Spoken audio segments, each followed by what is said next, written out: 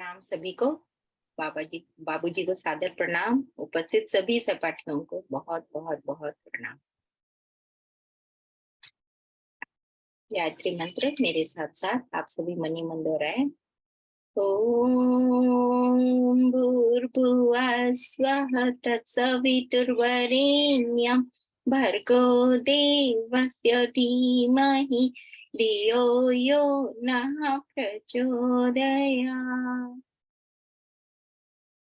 गुरुर्ब्रह्मा गुरुर्विष्णुः गुरुर्देवो महेश्वरः गुरुर्साक्षात् परब्रह्मा तस्मै श्री गुरुवे नमः। जय गुरुदेव, प्रणाम। आज हम पंचकोशों में जो तीसरा कोश है, जो गायत्री का तीसरा मुख कहते हैं ना, अन्नमय के बाद में प्राणमय, प्राणमय के बाद तीसरा जो मुख है गायत्री का, वह है मनोमय कोश। मनोमय कोश होता है क्या है? मन। हमने पहले अन्नमय कोश में देखा था ना, अन्न जैसा खाए अन्न वैसा बने मन।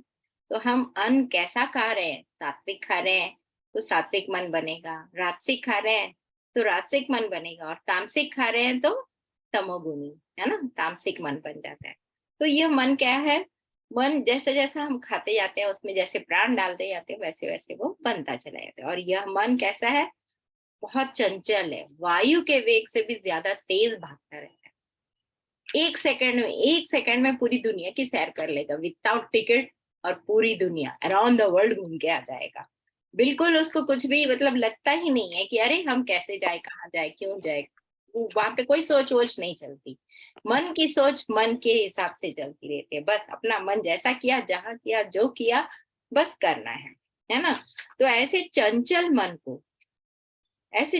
मन को जिसकी गति वायु से भी तेज है, और जो भगवत गीता में ये भी कहा है कि मनुष्य का मन जो है ना, वही अपना मित्र है और वही अपना शत्रु है। क्यों? जब वह मन नियंत्रित रहता है तो हमारा मित्र बहुत प्यार से अपने साथ में सब काम करने के लिए तैयार हो जाते हैं। ये मन ही है। हम हमेशा कहते हैं ना, अरे मन नहीं कर रहा, अरे मन नहीं हो रहा है, अरे मन ये नहीं कर रहा है, अरे मन ऐसा कर रहा है, या कुछ खाने का मन कर रहा है, कुछ पीने का, कुछ घूमने का, है ना, कुछ काम करने का मन कर रहा है।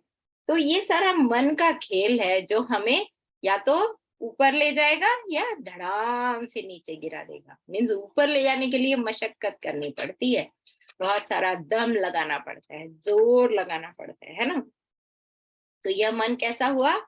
जो वश में हो गया वह तो बहुत अमृत के समान बहुत प्यारा रिजल्ट देगा, है ना।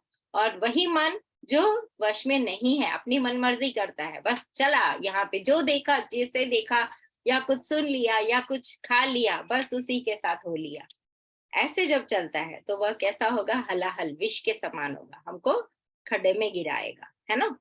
तो ऐसे मन, जीभ की जो ललक, मतलब हमेशा चटोरी जीभ जो होती है हमारी, ये खाना है, वो खाना है, वो खाना, अरे वो चीज नहीं खाया मैंने, वो खाने का मन कर रहा है, अरे मैंने वो मूवी नहीं देखी, मुझे वो वाली मूवी देखनी है ना। ऐसे बस जरा सा समय मिल जाए। आजकल बच्चे क्या होते हैं, मूवीज, मोबाइल लिया और चले अपना मूवी देखने में, उसमें घंटों, 3-3 घंटे, पूरा पूरी रात भी देखने के लिए तैयार हो जाते हैं। नेटफ्लिक्स लगा दो तो, है ना। तो ऐसे चलता है। तो मन अनकंट्रोल आजकल हम चाहते हुए भी नहीं कर पा रहे हैं। एक तो हमारा खान पान बिगड़ा हुआ है, बाहर का खाएंगे, कुछ भी खाएंगे, कितना भी खाएंगे, और उससे पेट खराब कर लेंगे, पेट खराब तो सिर खराब, सिर खराब तो सब कुछ खराब, है ना। जब सिर दुखने लग जाते हैं तो हम कुछ नहीं सोचते, हमें ये चाहे, कुछ काम करने का बिल्कुल मन नहीं करता, मूड ही नहीं रहता, है ना। और आजकल हम देख रहे हैं कि कितना हमारे भावनाओं पे कहीं ना कहीं से प्रहार हो रहा है। और वो प्रहार कहाँ हो रहा है? हम खुद ही कर रहे हैं। हमारे इमोशंस बिगाड़ लेते हैं, मूड खराब हो जाते, किसी ने जरा सा कुछ कह दिया, बस अब तो हम उनके कट्टर दुश्मन बन जाएंगे, या हम सुनेंगे ही नहीं, उनकी अच्छी बातें भी नहीं सुनेंगे, है ना। चाहे माता पिता बच्चों को कह दे, या बच्चों को किसी ने कह दिया, दोस्तों ने कह दिया, या हमारे मित्रों ने कह दिया, या हमारे बड़ों बुजुर्गों ने कह दिया, माता ने कह दिया, पिता ने कह दिया, या सास ने कह दिया, है ना, बड़े लोगों ने, किसी ने कुछ भी जरा सा उल्टा हमारे खिलाफ कह दिया, तो बस हमारा मन उनके साथ विद्रोह करने के लिए तैयार हो जाता है। क्रोध, आक्रोश इतना ज्यादा बढ़ जाता है कि कुछ पूछो मत। और आजकल हमारी भागदौड़ जो चल रही है सांसारिक, है ना, मटेरियलिस्टिक, ये चीज चाहिए वो चाहिए, होड़ होड़ मची हुई है, गाड़ी बंगला और जाने कपड़े, है ना, ब्रांडेड चाहिए हमको, ब्रांडेड शूज चाहिए, उसके पास इतनी सारी चीजें हैं तो मेरे पास भी होनी चाहिए। ईर्ष्या, राग, द्वेष, है ना, लालच हमारा भी बढ़ जाता है कि हमको बस ये चाहिए तो चाहिए। इन सब में हमारा मन जब लग जाता है तो बस उसे पाने के लिए हर हाल में काम करता है, हर हाल में, बिल्कुल नहीं देखता कि इसके आगे पीछे क्या है, अच्छा है बुरा है, मेरे लिए ये हितकर है या नहीं है, ये बिल्कुल हम सोचते नहीं है। और हमारे सारी गड़बड़ियां वहीं से स्टार्ट हो जाती हैं। इमोशंस, है ना, हमारी भावनाएं, भावनाओं का परिष्कार करना कितना जरूरी है ये समझ सकते हैं। गुरुजी ने भी आंतरिक कायाकल्प में सरल किंतु सुनिश्चित विधान जो पुस्तक लिखी है उसमें भी कहा था कि हमारे सारे जितने भी हमारे रोग हो रहे हैं उन सब के पीछे मूल कारण जो है वो थॉट पोल्यूशन है, हमारे विचारों में पोल्यूशन, है ना, हमारी भावनाओं में पोल्यूशन। हमारी भावना कहाँ, सद्भावना नहीं रह गई, अपने आप के प्रति नहीं रह गई तो दूसरों के लिए कहाँ रहेगी, है ना। वो अपने आप के प्रति भी हम नहीं, अरे मुझे ये चीज नहीं मिली, हम ये नहीं देखते कि इसकी वजह से मेरे अंदर में हलचल मची है, मुझे तकलीफ हो रही है, इसकी वजह से मेरा सारा सिस्टम जो है वो बिगड़ रहा है, मेरे माथे के अंदर, मेरे दिमाग के अंदर घंटियां बज रही हैं जोर जोर से, और सिर में दर्द, ये पाने वो पाने वो पाने की ललक में शांति नहीं है, शांति खो रहे हैं, है ना। तो ये सारी चीजें हमको पता करनी है कि कैसे हमारी भावनाओं को हम कंट्रोल में करें, कैसे अपने मन को कंट्रोल में करें, कैसे हम अपने इस मानसिक तनाव से, हर इंसान, आज चाहे बच्चा हो या बड़ा हो या बूढ़ा, हर कोई तनाव से गुजर रहा है, मानसिक तनाव। वो अंदर, बाहर से तो दिखाई नहीं देता, बाहर से बहुत सुंदर लगते हैं हम, ओ बहुत मतलब अच्छे अच्छे से मेकअप वेकअप करके, तो हमें पता ही नहीं चलता कि हमारे अंदर क्या क्या चल रहा है। और इस भागदौड़ में, इस मानसिक तनाव को हमें अपने अंदर कंट्रोल में लाना है, तो अपने मन को अपने कंट्रोल में लाना पड़ेगा, वश में लाना पड़ेगा। मन का वश में होने का मतलब क्या होता है? इसका मतलब होता है कि हमारा विवेक, है ना, हमारी बुद्धि, यह हमारे कंट्रोल में है कि नहीं, यह हमारे करेक्ट डिसीजन ले पा रही है कि नहीं। अगर हम नहीं ले पा रहे, छोटी छोटी बातों में हमें कंफ्यूजन हो जाता है, अरे ये सही है कि गलत है, क्योंकि हमको पता ही नहीं होता कि क्या चीज मेरे लिए हितकर है या नहीं है ना। हम तो सिर्फ पाने में, अरे ये मुझे प्रिय लगता है, बहुत टेस्टी लगता है, मुझे बहुत पसंद है, मुझे भागना बहुत पसंद है, मुझे घूमना बहुत पसंद है, चलो चलते हैं।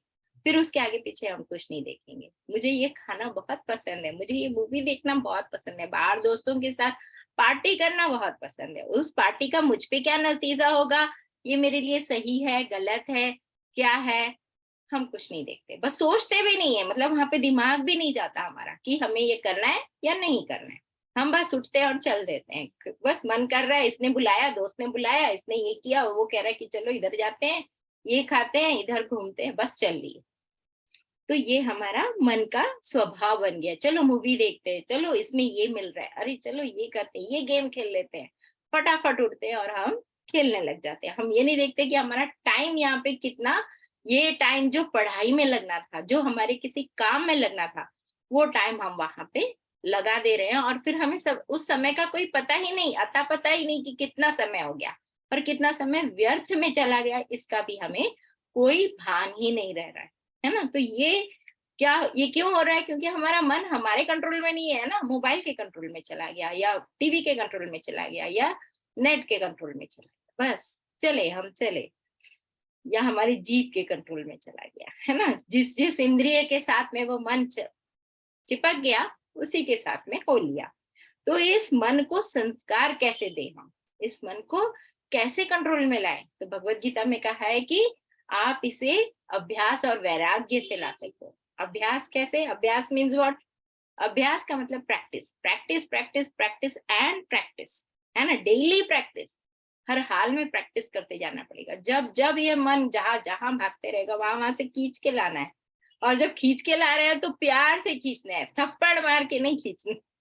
थप्पड़ मारेंगे तो बिल्कुल नहीं सुनेगा, और ज्यादा भागेगा और ज्यादा भागेगा। जैसे छोटा बच्चा होता है ना, उसको बहुत पुचकारते हैं, प्यार करते हैं, कहते हैं कि नहीं बेटा आ जाओ, आपको मैं चॉकलेट दूंगी, पहले ऐसे मतलब लालच भी देना होता है उसको, मैं आपको ये करूंगी वो करूंगी, चलो आ जाओ, आप थोड़ी देर बैठ जाओ, बस नाम के लिए बैठ जाओ, बस फिर शुरू हो जाओ। मतलब ऐसे पकड़ पकड़ के लाना पड़ता है उसको, उस मन को एक छोटे बच्चे की तरह बहुत प्यार देना पड़ता है, बहुत प्यार। जितना आप ज्यादा प्यार दोगे तभी वो सुनेगा, वरना वो बिल्कुल नहीं सुनेगा। तो जहां जहां वो भागे उसका उसको हमें एक बेस्ट फ्रेंड की तरह, एक बहुत प्यारे दोस्त की तरह बन के, उसके चैम्प फ्रेंड बन के उसको दिशा देनी होती है, उसको लेके आना है, पकड़ना है। तो और उसको लेके हमारे मतलब संस्कार देने हैं, है ना। जैसे हम सोने को भी तपाते हैं, संस्कार देते हैं, तभी जाके आभूषण बनते हैं, है ना। तो हमारा मन भी वही सोना है, उसको तपाना होगा, उसको प्यार से लेके आना होगा और फिर समझाकर बिठाना होगा। तो इसमें भी कहते हैं ना, योग चित्त वृत्ति निरोध। तो हमारे चित्त की वृत्तियां जो है, इसको प्रवृत्ति में, अच्छे प्यार की दिशा में इसको हमें लेके आना है। तो इसको संस्कारित करना होगा। तो इस संस्कार करने का क्या मतलब और इसके कैसे तरीके हैं? तो इसके मनोमय कोश को संस्कारित करने के 4 तरीके हैं: जप, ध्यान, त्राटक और तन्मात्रा, है ना। तो जप आज लेंगे हम, जप और त्राटक लेंगे, ठीक है। तो जप में मनोमय कोश की जो एकाग्रता या जो हमारी स्थिति है, उसको कंट्रोल में लाकर एक एक ऐसे दिशा देनी है, जैसे बारूद पूरी जगह फैला हुआ है पूरे मैदान में। तो उस फैले हुए मैदान से तो हम उससे बहुत ज्यादा मतलब ये नहीं कर सकते, है ना। बारूद का फैलना एक बात है, और फिर जब इन सब बारूद को इकट्ठा कर लिया और उसकी गोली बना दी और बंदूक की नली में चढ़ा दिया, तो बताइए क्या होता है? सामने वाले पे एक वार किया और खल्ला, है ना। तो ऐसे मतलब हमें अपनी एकाग्रता, अपने मन का जो इतना विस्तार हो चुका है, इंद्रियों के वश में, इसके वश में, उसके वश में, इन सबको बटोरना है। विस्तार नहीं देना, इन सबको बटोर के एक जगह ले आना है और फिर उसे उससे काम लेना है, एकाग्रता हमारी बढ़ानी है। तो जप में, जप को है ना साधना, जप की साधना बहुत ही ज्यादा उपयोगी है और बहुत बलशाली भी है। सब यज्ञों में, भगवत गीता में कहा है, सब यज्ञों में जप यज्ञ में श्रेष्ठ हूँ। जप यज्ञ सबसे श्रेष्ठ है। और जप को भगवान श्री कृष्ण ने अपने आप की विभूति बताई, बहुत सुंदर विभूति बताई, बहुत श्रेष्ठ विभूति बताई। जप में क्या होता है, हमारी सारी प्रवृत्तियां जो भी है इधर उधर भटक रहा है, उस भटकन को एक दिशा मिल जाती है, एक एक मोड़ मिल जाता है, और फिर हम उच्चतम अवस्था में, जैसे कहते हैं ना, below sea level and above sea level. तो हमें ऊपर उठना है, मनुष्यता से ऊपर उठ के देवों में बनना है। तो देवों में बनने के लिए हमें काम करना पड़ेगा, अपने को प्रैक्टिस करनी पड़ेगी। जैसे पानी है, पानी का स्वभाव क्या होता है? नीचे चले जाना। जल का स्वभाव होता है नीचे गिरना। तो अगर उसे वैसे ही छोड़ देंगे तो वह नीचे बहता चला जाएगा। और अगर हमें उसे ऊपर उठना है तो साधना करनी पड़ती है। तो साधना में क्या होता है? दम लगता है, तप लगता है, बल लगता है। उसे ऊपर, जैसे मोटर लगा के हम पानी को ऊपर ले जाते हैं और फिर फाउंटेन की तरह मस्त सुंदर आता है वो, है ना। तो इसीलिए हमें अपना पूरा बल लगाकर उस जो मन को, नीचे गिरने वाले मन को, उसका जो स्वभाव है, उसके स्वभाव के विपरीत हमें उसके ऊपर लेके आना है। तो ऊपर लाते समय हमें जप बहुत सुंदर और बहुत ही अच्छा इजीएस्ट वे है। जरा सा जप करो, और इस कलयुग में जप का महत्व सबसे ज्यादा। सिर्फ नाम का जप कर लो, राम राम राम राम राम राम राम बोलना भी जिसे नहीं आया, जो मरा मरा बोलते थे, पता है हम सबको कि वाल्मीकि जी मरा मरा बोलते रहे, लेकिन फिर भी तर गए, फिर भी उनको मिल गया, सब कुछ मिल गया, है ना। वे आराम से ऊपर उठ गए और एक बड़े संत कहलाए आज। तो ऐसे हमें जप के द्वारा धीरे धीरे धीरे धीरे अपने मन को ऊपर ले आना, प्यार से उसे कुछ काटते हुए, अरे बेटा थोड़ी देर के लिए बैठ जाओ, बस 5 मिनट, फिर 10 मिनट, एक माला कर लो, 2 माला कर लो, 3 माला कर लो।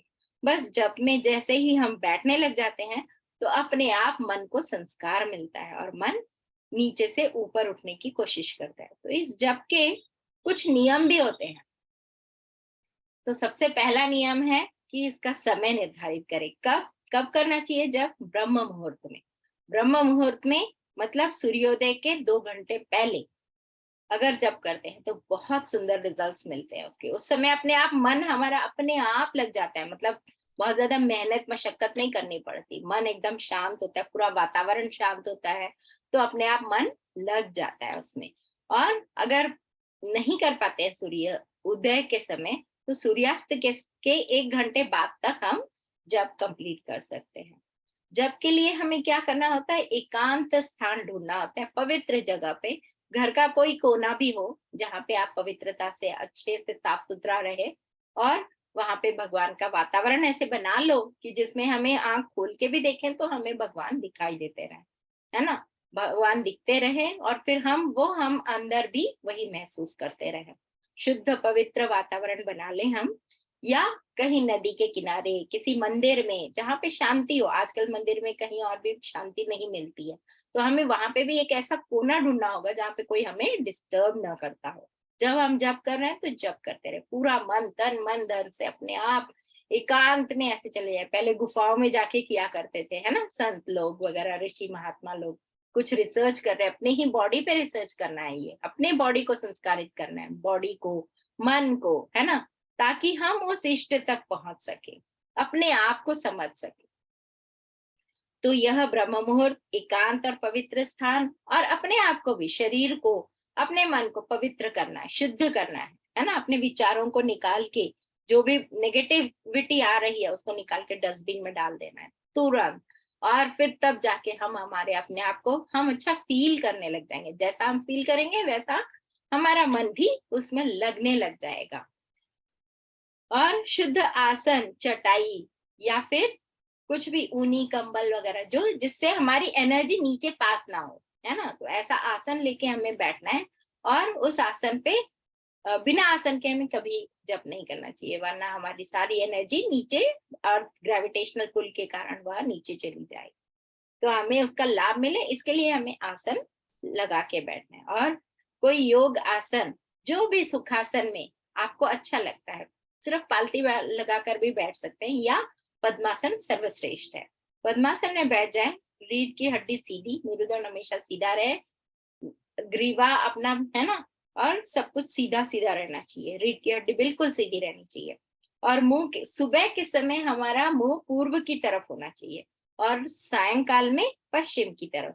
हम सूर्य की ओर मुंह करके जब करते हैं तो सूर्य हमारे प्रत्यक्ष देवता है, और उनकी तरफ हम उनसे एनर्जी लेते रहते हैं। जब हम उनकी तरफ मुंह करते हैं तो उनका प्रकाश, तेज श्वेत प्रकाश हमारे अंदर धारण होता है, हम धारण करते हैं, और फिर अपने आप को उनके जैसा बना लेते हैं, इष्ट अपना बना लेते हैं, है ना।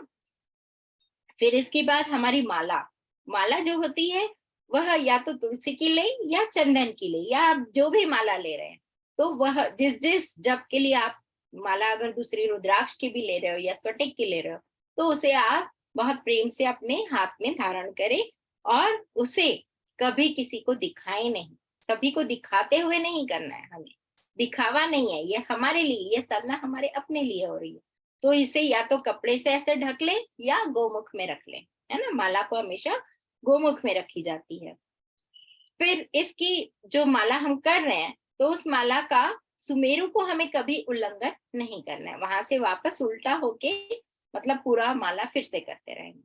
और इसकी निर्धारित संख्या रखें हम जप की, चाहे एक माला करनी हो, दो माला, तीन माला, 4, 10, 15, या अनुष्ठान का कर रहे हैं तो 30-30 माला तक भी हम कर सकते हैं।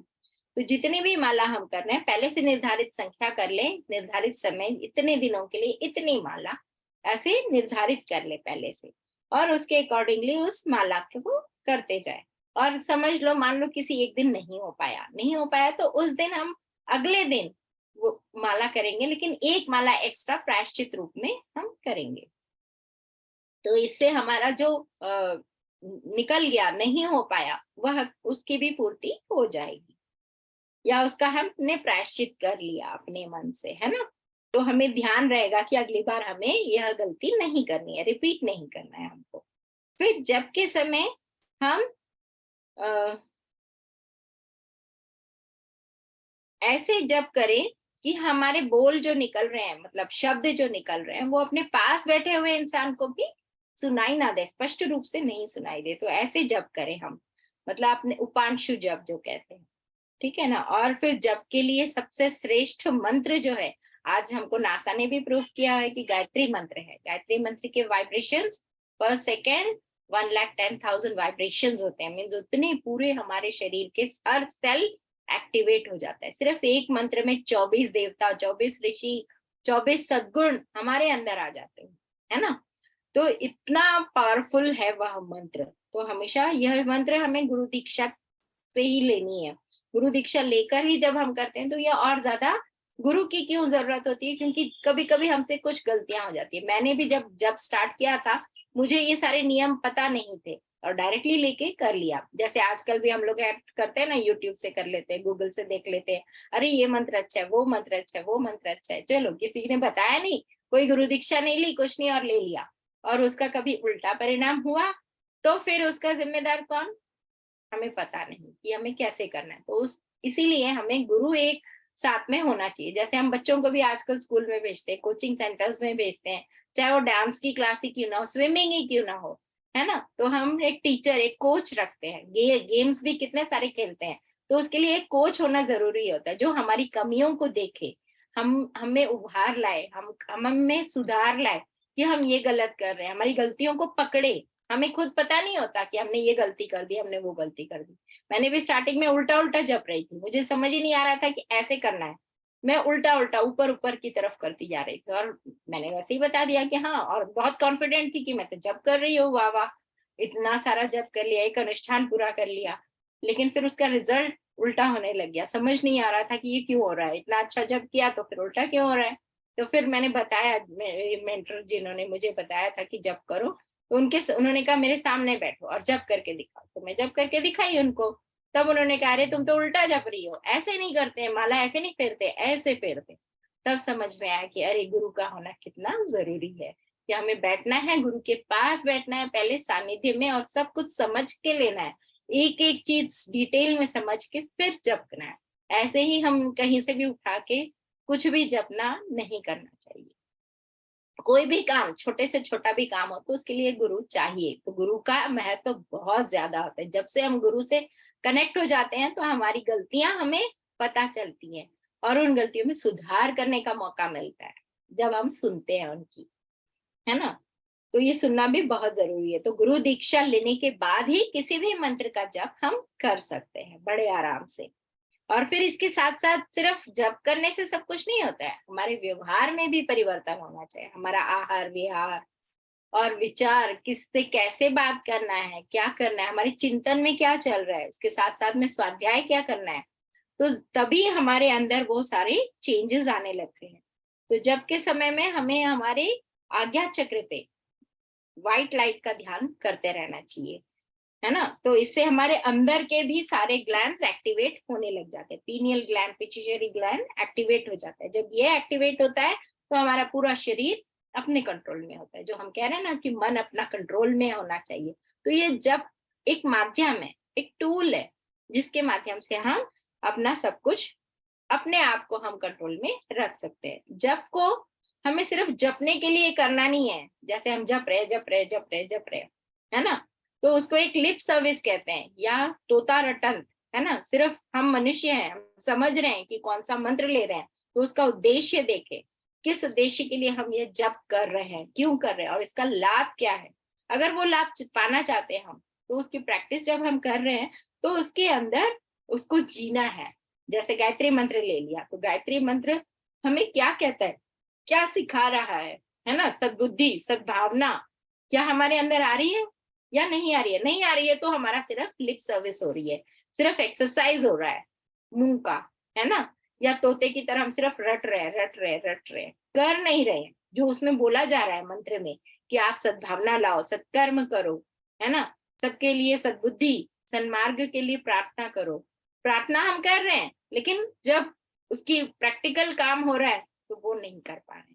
जैसे हमने आई लव यू बोल दिया, लेकिन आई लव यू कर नहीं रहे, लव नहीं कर रहे, सिर्फ बोलते जा रहे I love you I love you I love you I love you I love you, लेकिन मंत्र तो वैसे सिद्ध नहीं होगा। उसके बाद जब उसकी प्रैक्टिकल पार्ट आता है तो हमें करना होगा। जैसे एक माता है, अपने बच्चे से बोले, अरे यार मैं बहुत प्यार करती हूँ, बहुत किस करती हूँ, बहुत मस्त लग रहे हो आप बच्चे हो, बहुत सुंदर हो, बहुत अच्छे हो, बहुत अच्छे हो, और फिर मैं उसको दूध नहीं पिला रही हूँ और फिर उसके डायपर भी नहीं चेंज कर रही हूँ, तो ये प्यार हुआ?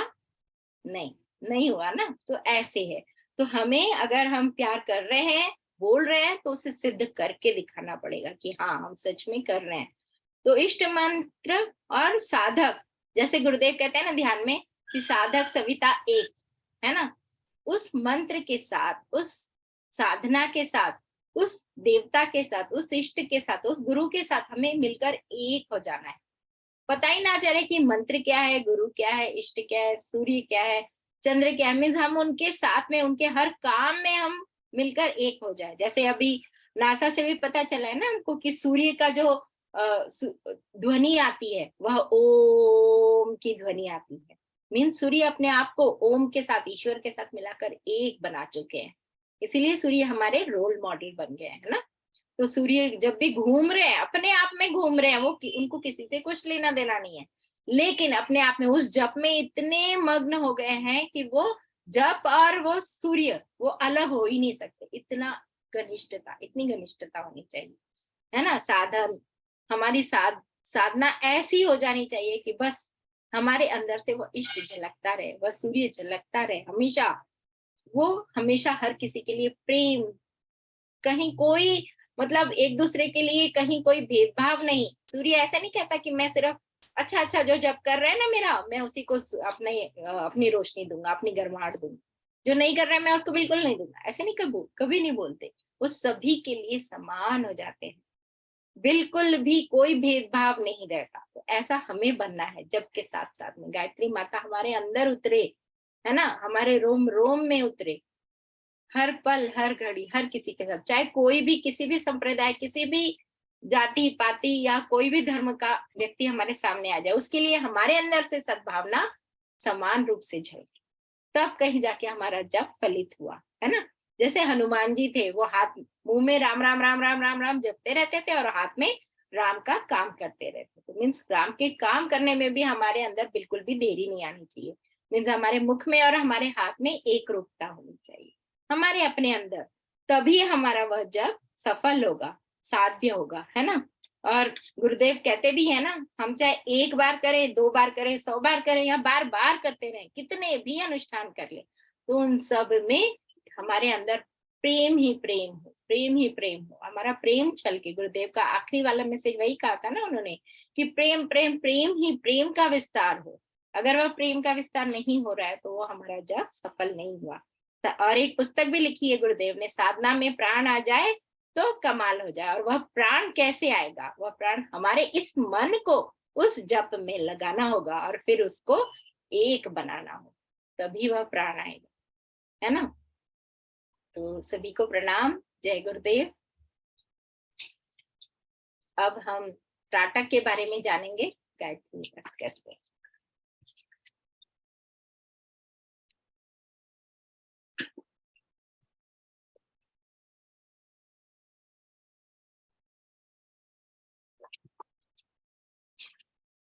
सभी को प्रणाम।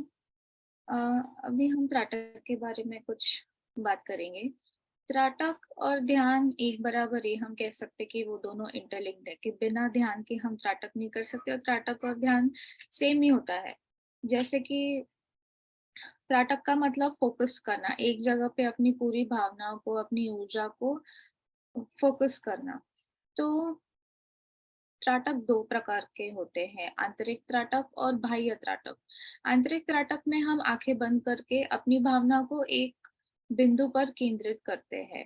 हम उसमें इष्ट का भी ध्यान कर सकते हैं। और बाह्य त्राटक में हम अपने नेत्रों को खुले रख के एक बिंदु पर या एक किसी वस्तु पर केंद्रित करते हैं और उसमें हमारी पूरी ऊर्जा डाल देते हैं। हमारी जितनी भी ऊर्जा होती है बॉडी की, वो आंखों से ही निकलती है मोस्टली।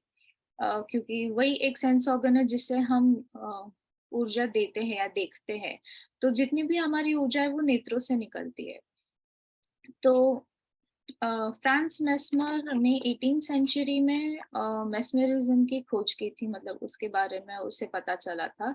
मेस्मरिज्म की थ्योरी के हिसाब से आंखों में इतनी ऊर्जा होती है, या उनके हिसाब से हर एक व्यक्ति जो भी मतलब लिविंग बीइंग है, जैसे एनिमल्स हो गए, प्लांट्स हो गए, हम मनुष्य हो गए, हर एक लिविंग बीइंग में एक नेचुरल पावर रहती है।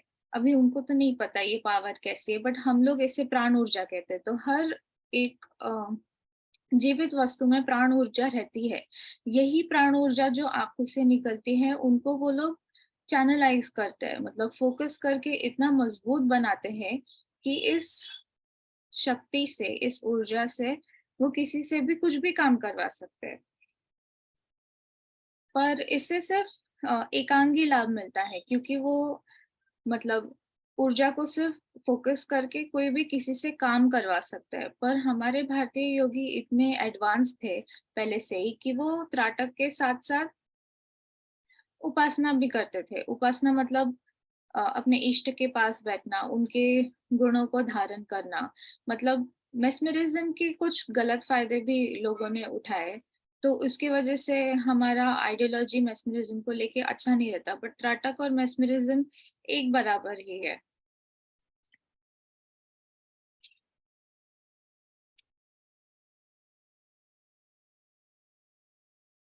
हमारे योगी मेस्मरिज़्म के साथ-साथ मतलब त्राटक के साथ-साथ अ, अंदर अंतर त्राटक में इष्ट का भी ध्यान करते हैं। तो बाह्य त्राटक में बेसिकली उद्देश्य ये रहता है कि चित्त की प्रवृत्तियों को और मन को नियंत्रण करना।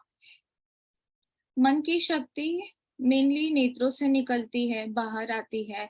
जब हम किसी जगह पर अपनी दृष्टि जमा कर उसमें अपनी सारी ऊर्जा डाल देते हैं, तो हमारी मन की ऊर्जा भी उसमें चली जाती है और वो कॉन्सन्ट्रेट होने लगती है। जैसे कि पहले बताया कि एक तोप के गोले में जैसे डाल देते हैं और वो फ़ोकस हो जाता है, तो वैसे ऊर्जा बढ़ने लगती है और इतनी एकाग्रता बढ़ने की वजह से आँखों की मैग्नेटिक पावर भी बढ़ने लगती है। और इसी मैग्नेटिक पावर से हम चीज़ों को भी अट्रैक्ट करने लगते हैं। जब हमारी आँखों में इतनी शक्ति बढ़ जाती है कि हम किसी भी व्यक्ति, वस्तु को हम अपनी तरफ आकर्षित करते हैं, तो इस थियरी को हम भेदक दृष्टि कहते हैं। मतलब इस दृष्टि को जो बहुत लोगों को आकर्षित कर सकती है, उसको भेदक दृष्टि कहते हैं। इस दृष्टि से हम किसी को भी आकर्षित कर सकते हैं, उनसे कोई भी काम कर सकते हैं, उनके अंदर प्रवेश करके उनके मन की बातों को भी जान सकते हैं, किसी के भी दिमाग में प्रवेश कर सकते हैं। और मेस्मरिज्म में इसी दृष्टि को अगर हम किसी को देख लेते हैं, तो वो व्यक्ति तुरंत बेहोश हो जाता है, मतलब पूर्ण निद्रित अवस्था में या अर्धनिद्रित अवस्था में चला जाता है। और इस अवस्था में मेस्मराइज करने वाले लोग अ, मतलब उनके दिमाग पर पूरा कंट्रोल कर लेते हैं और उनसे कुछ भी करवा सकते हैं, जैसे पैसे ले सकते हैं, उनसे धन-दौलत जो भी उनके पास है या उनसे कोई गलत काम करवा सकते हैं, जो भी काम करवा सकते हैं बेसिकली। तो मेस्मरिज़्म के लाभ बहुत है वैसे कि हम अपने अगर कोई भी दृढ़ संकल्प लेते हैं तो वो पूरा होता है।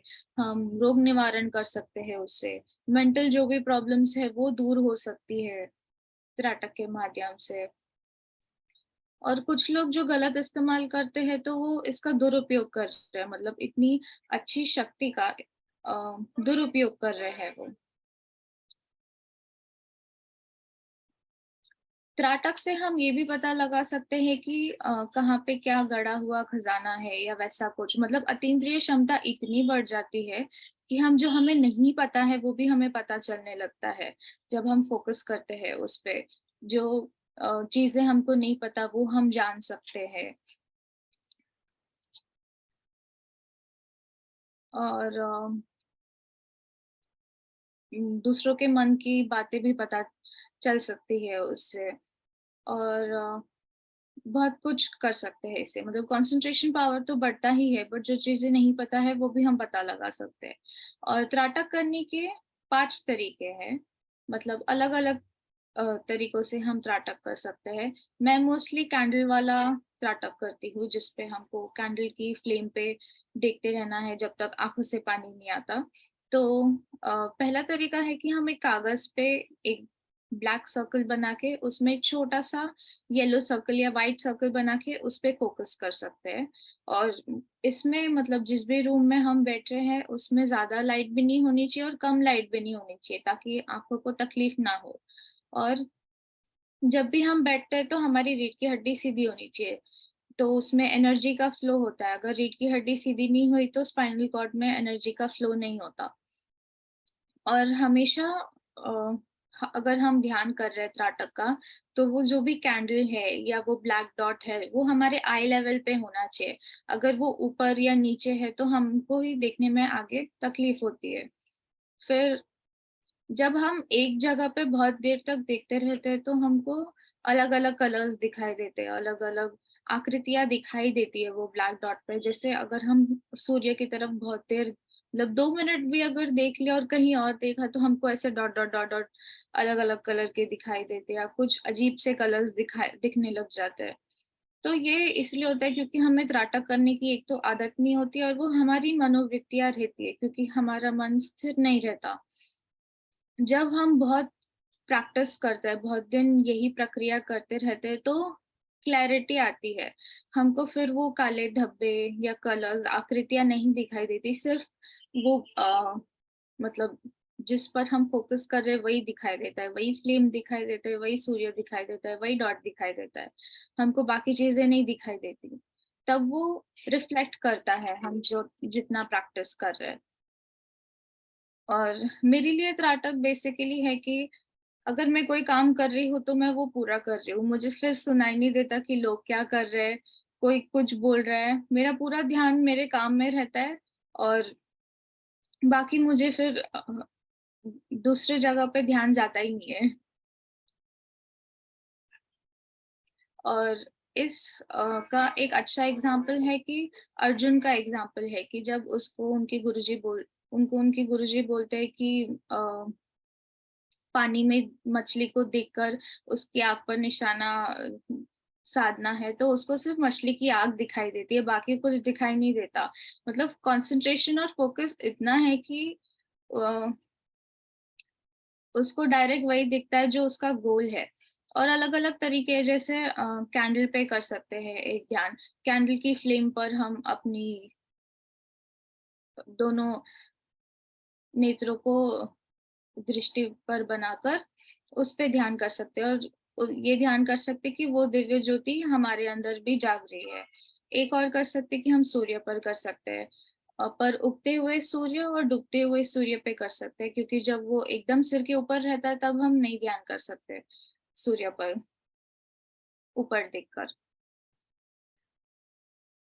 और हम चंद्र पे भी सही वैसे ही ध्यान कर सकते हैं, उगते हुए चंद्र पर या डूबते हुए चंद्र पर।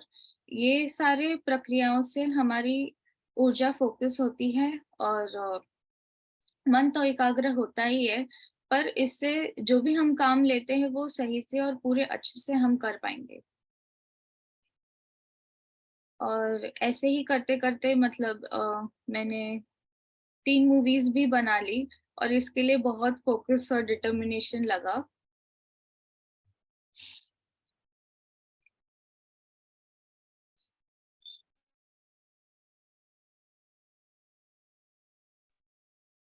क्या मैं एक दिखा सकती हूँ? जी दीदी जी, ज़रूर।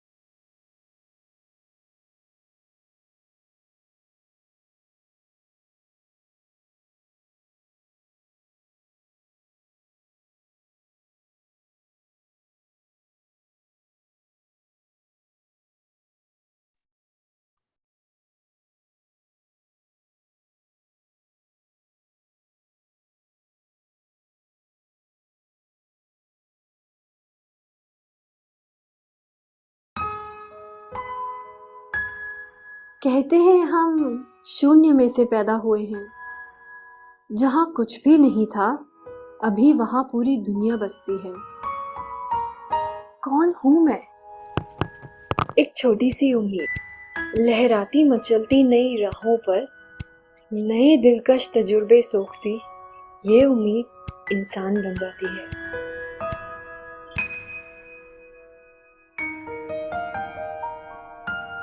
इंसानों को अकेलापन भाता कहाँ है? औरों से बिना घुले मिले दिन कटता कहाँ है? कभी किसी को साथ ले लेते हैं, कभी किसी के साथ चलते हैं।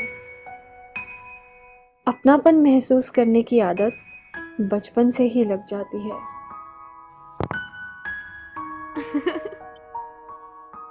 डगर डगर घूमते हुए एक राह मन को लुभाती है। मन कहाँ किसी की सुनता है, अपनी जिद पर अड़ा उस राह पर चलते जाता है। ये एक शुरुआत थी मेरे सपने बुनने की, अपनी उम्मीदों को पंख लगाने की। उम्मीद जैसे जिंदा हो उठी, बहती थी मदमस्त नदी सी अपनी ही धुन में।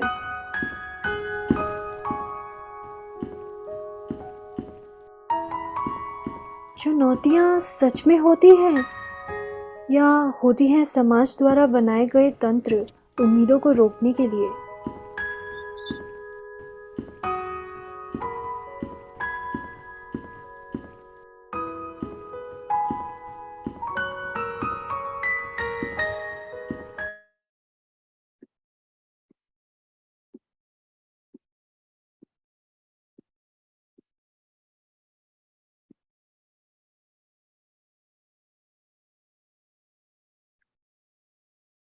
इंसान खुद के बुने जाल में फंसता चला गया।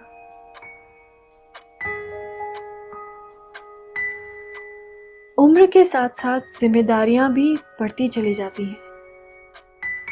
उम्मीद साथ चलने को तैयार थी, पर जिंदगी के नए मोड़ पर वो भी थोड़ी सहम गई।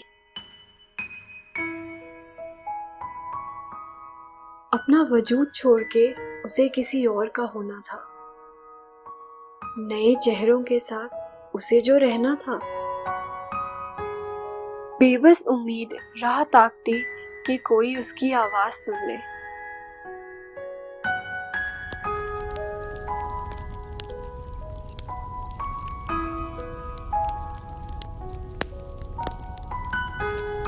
उम्मीद और फर्ज के दायरे तय करते करते मैंने खुद को ही कैद कर लिया।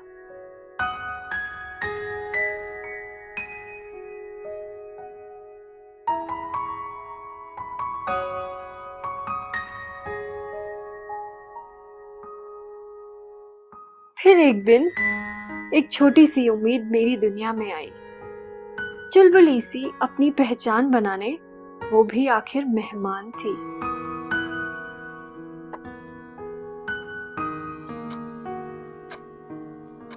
मैं कौन होती हूँ उसे रोकने वाली?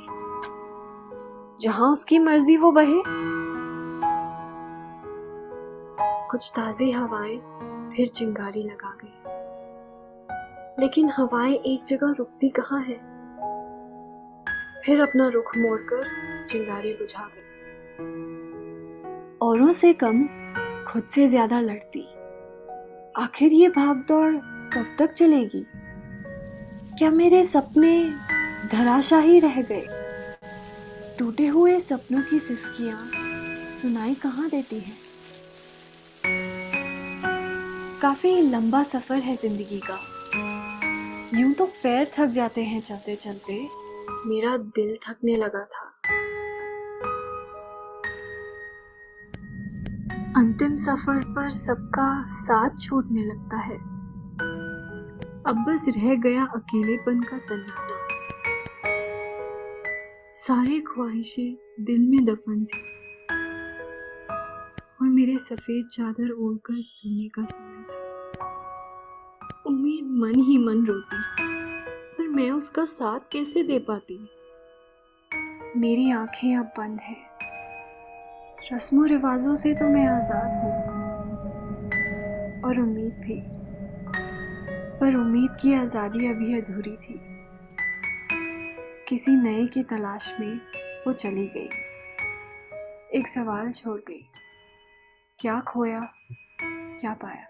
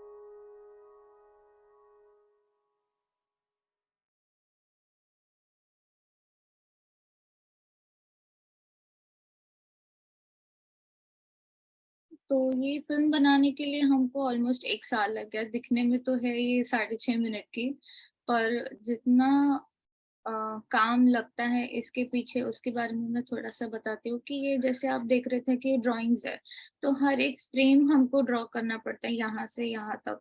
तो उसमें एक डांस सीन था, वो बनाने के लिए मुझे 3 हफ्ते लग गए ऑलमोस्ट।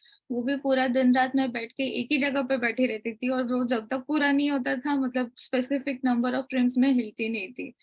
तो ऐसे मतलब मेरा जितना साधना में उतना नहीं हुआ, लेकिन यहाँ पे मेरा बहुत वही फलीभूत हुआ कि मैं उतना देर बैठ पाती हूँ, उतना देर कर पाती हूँ बिना हिले-डुले और एक ही काम पे फ़ोकस करके इतना मिला। और इसको ऑलमोस्ट 13 फ़िल्म फेस्टिवल्स में ऑफ़िशियल सिलेक्शन मिला और 3 फ़िल्म फेस्टिवल्स में ऑनरेबल मेंशन भी मिला है हमको।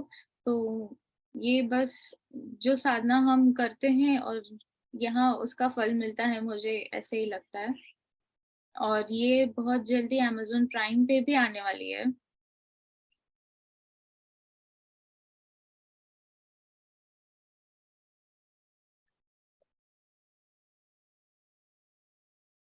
ये मेरा नाटक का सबसे बेहतरीन उदाहरण है। सभी को धन्यवाद। जी, धन्यवाद दीदी। अब अभी हम सबने जो है गायत्री दीदी का अनुभव भी सुना और उनका जो टैलेंट भी देखा हमने। तो वो इतना अच्छा एनिमेशन भी करती हैं और पद्मा दीदी भी बहुत समय से गायत्री साधना से जुड़ी हुई हैं। तो आप सभी के अनुभव से निश्चय ही हम सबको अधिक से अधिक लाभ मिलेगा। तो आपका बहुत-बहुत धन्यवाद। अ, अब आदरणीय बाबूजी हमारे बीच में हैं, तो मैं बाबूजी से निवेदन करूँगा कि बाबूजी भी अपना आशीर्वाद हम सबको प्रदान करें।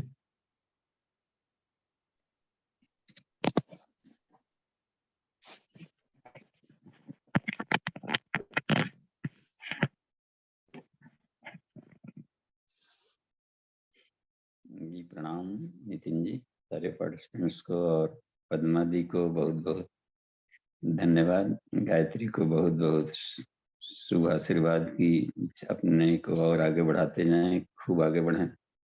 और सचमुच में ये इसका थीम बहुत ही बेटर है और इस यंगस्टर्स में से निकलने लगे पूज्य गुरुदेव के की कृपा कही जाएगी। हम लोग को यंग जनरेशन पर अधिक ध्यान देना चाहिए कि वो उनमें से कुछ प्रतिभाएं निकल पाए इस तरह का। तो हम देख रहे हैं कि इस रिसर्च ग्रुप में कुछ टैलेंट्स हैं जो कि बहुत कुछ हैं, बड़ों को भी प्रेरणा प्रेरित कर सकते हैं। इसको एक प्रज्ञा गीत में एक वाक्य मिला था, चित्रकार हम नए, चित्रकार हम नए, नया तस्वीर बनाएंगे। तो उसमें ये था, अभिमन्यु प्रहलाद भरद्रु जैसे बालक हैं जो प्रौढ़ों से आगे बनते जननायक। इस थीम की बहुत जरूरत है, ये आकृति जो शीर्षक से दी है। बहुत बहुत धन्यवाद गायत्री, और आगे बढ़ते रहें। अब देखिए इसमें इनकी प्रतिभा झलकी की जो सब्जेक्ट है त्राटक। बिना त्राटक, त्राटक को अंग्रेजी में ये कॉन्सेंट्रेशन कहा जाता है। त्राटक ही एकाग्रता ले आता है और बिना एकाग्रता के कोई भी छात्र पढ़ेगा भी तो बहुत लंबा समय में थोड़ी सी याद कर पाएगा, वहाँ इधर उधर भागते रहता है। या हम लोग जो आत्म साधना में लगे हैं तो हर बिंदु पर ही त्राटक की जरूरत पड़ रही है। चक्रों के जागरण में त्राटक की जरूरत पड़ रही है, या जो मैं क्या हूँ पुस्तक है पूज्य गुरुदेव का पहली पुस्तक, वो सिर्फ त्राटक ही त्राटक, देखना होता है। साक्षी भाव त्राटक है, उसमें देखना होता है कि जो सोच रहा है वो कौन सा है। मैं खुद देख रहा हूँ कि मैं सोच रहा हूँ, इसका मतलब है कि मैं सोचने वाली प्रणाली नहीं, कहीं न कहीं एक और भी साक्षी चैतन्य है भीतर में, ये अपने ही भीतर के अनंत ढेर सारे परत को देख रहा है। हमारी भावनाएं क्या उठ रही है, इसको भी मैं देख रहा हूँ। तो पूज्य गुरुदेव का ये कहना है कि उसको हम जहाँ भी साक्षी भाव में जाते हैं तो विज्ञान में कोष में स्वतः पहुंचकर आत्मा करीब आती। तो ये मनोमय कोष की चारों साधनाएं बहुत ही प्रभावी है। तो एक एक को हम लोग हल्के से न लें और उस पर काफी गहरा, अब जब भी करना है तो पूरा का पूरा एक अक्षर, ये 24 अक्षर देखने भर का है, सारे वेदों का सार तत्व है। इतना ही नहीं, इस विश्व ब्रह्मांड में जितने भी ज्ञान विज्ञान है वो सबका सीड है वो। तो उसकी गहराई में जाते जाने पर लगता है कि वो तो गायत्री मंत्र किस अक्षर की व्याख्या। जैसे ये एक एग्जाम्पल दे रहे हैं आपके सामने, अभी टाइम हम देख रहे हैं कि प्रश्नोत्तरी कल 8 मिनट है। तो अब जैसे कि यो अक्षर है इसमें कि यो धर्म जगदाधारा स्वाचरण तमानया, कि उस धर्म को हम धारण करें जो पूरे विश्व का। एक और है इसमें योजनेभ्य, हाँ, व्यसनेभ्य स्वाद, व्यसनों से हम योजन भर दूर रहे। तो अब इसका मतलब ये नहीं कि सिर्फ यो अक्षर की व्याख्या सिर्फ इन्हीं 2 श्लोकों में सिमटी। यो से जुड़े हुए जितने भी ये हैं, अब एक सूत्र मिला था गृहस्थ जीवन में, अब इसको देखिए आर्टलिमी का, यो मनुष्यम स्वकं पुत्रम विक्रियम धनमीक्षते पतनम अत्रम पुरुषम च हाँ कालस्मस्मस्मते। इसमें तो उसमें ये बताया है कुछ गुरुदेव ने कि यो मनुष्य अपने बेटे को बेचकर धन मांगता है। देखिए कितना उसको, यो अक्षर पूरे हर जगह वो घुला हुआ। यो मनुष्यम स्वकं पुत्रम, अपने बेटे को बेच करके धन इच्छति, धन की इच्छा करता है। शादी विवाह के अवसरों पर जैसे हम लोग देख रहे हैं तिलक दहेज की प्रथा पर, ये कितना ये था पॉलिसी। तो वो बहुत काल तक कालस नामक महापाप का भागी बनता है और घोर नरक की यंत्रणा सहता है। तो कम से कम जो भी इस कंसेप्ट को जानेंगे वो तो लाइफ में कभी दहेज की मांग कर ही नहीं सकते। यही था ऋषियों को भारतीय दर्शन। तो ऐसा नहीं कि कोई एक शब्द दे दिया गया स्मृति में भी तो सिर्फ उतने अक्षरों तक, उसको समझिए कि अनंत विस्तार है। और भी देखते हैं, अब य में आ गया यो अक्षर है, तो यो में हम लोग अक्षमालिकों में भी अब जाते हैं तो यह प्राण तत्व को बढ़ाने वाला है। और गायत्री मंत्र प्राण का है, तो गायत्री मंत्र में ही यह अक्षर 5 बार आया। ओम भूर्भुवः स्वः तत्सवितुर्वरेण्यम, देखिए यहाँ पर आ गया, यंग आ गया, जो कि सीधे अनाहत चक्र को जागरण करने वाला। भर्गो देवस्य फिर आ गया, धीमहि धियो यो यो, फिर यह आ गया, देखते प्रचोदयात यह। ये कितना ही कमाल की चीज है। तो रिसर्च के लिए, फोकस करने के लिए अथाह सब्जेक्ट है। तो हम लोग केवल कैंडल पर ही लिमिट वर्क न दे। कैंडल पर करने का अर्थ सिर्फ इतना रहता है कि माइंड को एकदम नुकीला बना लिया जाए, पेनिट्रेट, बेधक बनाया जाए, आंखें चुराने की जरूरत न पड़े। बातचीत करने में भी लोग कहते हैं आंख मिलाकर बात करें, इसका मतलब है कि उसमें बोल्डनेस की कमी। तो इतना त्राटक, सूर्य पर भी त्राटक योगी करते हैं कुछ, तो उसमें यह है कि सूर्य में भी बेधने की क्षमता होनी चाहिए। समझिए आत्मा में इतनी ताकत है कि सूर्य को छेद करके आगे निकल सकता है। तो ये सब बहुत ही कंसंट्रेशन से ही असली आत्मशक्ति विकसित है। तो त्राटक कंसंट्रेशन बढ़ाता है, और वो कंसंट्रेशन सब्जेक्ट के प्रति हो सकता है, जिसे गायत्री ने इसमें अपने सब्जेक्ट के प्रति कंसंट्रेशन को लगाया, त्राटक को लगाया। इसको बोलते हैं कॉन्सेप्ट त्राटक, कि हम जो काम करने जा रहे हैं, जो थीम चाहते हैं, उस थीम को कैसे उतारा जाए अपने कथानक में, या हाव भाव से, या एनिमेशन के द्वारा। तो ये एनिमेशन पिक्चर कितने चल रहे हैं। ठीक है, तो बहुत ही धन्यवाद इस प्रयास के लिए। और कोई प्रश्नोत्तरी है तो हम लोग कर सकते हैं।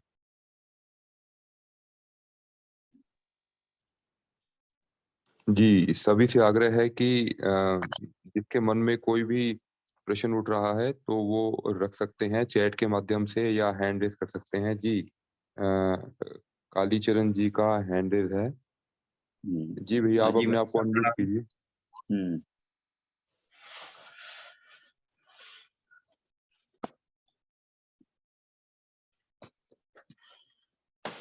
जी, पूज्य भाई साहब को सादर प्रणाम। हाँ जी, प्रणाम। और जितने भी साधक बैठे हैं उनको भी सादर नमन बंदन। और मैं इस समय पूजा स्थली में ही बैठा हूँ और मेरा रोज का नियम मतलब यही है कि 4 बजे जगना और अपना पूजा स्थली में बैठ जाना। तो बाबूजी और उर्फ बड़े भैया, मुझे आपका सतत मार्गदर्शन मिलता रहता है। जब मैं यहाँ बैठता हूँ तो शायद आप ध्यान में आ जाते हो मेरे। डेली कोई भी ऐसा वो समय नहीं है जब आप ध्यान में ना आते हो, और आपकी एक एक बात मेरे को गुंजायमान होती है। तो आजकल जैसे वो क्या है कि हम ये गायत्री के जो 24 गुण हैं, मैं उनके ऊपर थोड़ा सा अपना वो चल रहा है मेरा। और जब इनको गुणों का हम ये वो कर रहे हैं, जप करते हैं गुणों में, और जब वो ध्यान करते हैं कभी, तो इसमें कभी-कभी स्थिति ऐसी वो हो जाती है कि पता ही नहीं चलता कि शरीर तो है ही नहीं, सिवाय ऐसे जैसे कि हम हवा में उड़ रहे हैं और हमारा जो शरीर है वो पूरा ऐसा हो जाता है कि जैसे स्वर्णिम प्रकाश अगर हम सूर्य की तरफ से देखते हैं तो ऐसी जो आती हैं, तो उस तरीके से हम चारों तरफ विचरण कर रहे हैं और ध्यान में एकदम एकाग्रता और बड़ा वो मतलब शरीर का जो कहते हैं ना कि भारी पार्ट रहता ही नहीं है। तो इसमें जो अभी आपने मैंने तो अभी थोड़ा-सा ही सुन पाया, क्योंकि मैं नहा धो के अभी आया। एक्चुअल में 5:45 बजे करीब में आया, तो मैं थोड़ा-सा ही सुन पाया, लेकिन उसमें मुझे बहुत कुछ मिल गया। तो भाई साहब थोड़ा-सा मार्गदर्शन और करें इसमें कि हम आगे को बढ़ें, मतलब ये क्या स्थिति है, क्या नहीं है, ये थोड़ा-सा मेरे को बताएँ। जी, कालीचंद भाई साहब, देखिए, एक तो हमें पसंद आता है कि आप रिसर्च स्कॉलर हैं, साइंटिस्ट हैं, तो ये किसी भी चीज को उसमें उसको आर पार जानने की पारदर्शिता, जानने की एक जुनून है, वो बहुत ही इसको बनाए रखिए। और उसमें होता है कि अब जैसे मान लें कि मन जो हल्का होता है, बॉडी का हल्का हो गया, इसकी वैज्ञानिकता यह है कि त्राटक ही वैज्ञानिकता है, हो जाना। जब तन्मयता होती है उस सब्जेक्ट के प्रति, उसके अर्थ में गहराई में जाने पर, तो शरीर भाव से साधक ऊपर उठ जाता है। तो शरीर का जो ग्रेविटेशनल फोर्स है वो काम नहीं करता है एस्ट्रल बॉडी पर। तो इन्हीं तन्मयताओं के द्वारा एक साइंस आता है, शरीर छोड़ने की व्यवस्था आती है कि उसमें बिल्कुल खो जाना। तो वो इतना ये हो जाता है कि पूरा का पूरा बॉडी ही चेंज कर डालेगा। वो जेनेटिक्स से इफेक्ट को भी वो कर लेता है, इतना वो कमाल की चीजें हैं। तो ये हल्कापन का जो आया, हल्कापन का कारण हुआ सिर्फ ये कि हम शरीर भाव में बिल्कुल नहीं रहे और बिल्कुल ही एस्ट्रल बॉडी में थे। एस्ट्रल बॉडी हल्का होता है, तो वो शरीर में रहते हुए भी एक और, तो वो इसमें बाधक नहीं बना। शरीर भाव में आते ही शरीर के कष्ट दुख ही सब आने लगते हैं। तो अच्छा, अब रह गया तो इसी तरीके से अगली कक्षा ये हो सकती है कि हम एक एक कोर्स की एस्ट्रल बॉडी, तो फिर कॉस्मिक बॉडी में कंसंट्रेशन करें। एक कॉस्मिक बॉडी का फिर क्या स्वरूप होता होगा, और उसका गुरुजी ने कहा था कि मैं शरीर छोड़ूंगा तो सूक्ष्म शरीर में इतने वर्षों तक रहूंगा, इसके बाद कारण शरीर में कॉस्मिक बॉडी से काम करूंगा, और अगले 100 वर्ष तक मैं दिशा देते रहूंगा साधकों को अप्रत्यक्ष रह करके भी।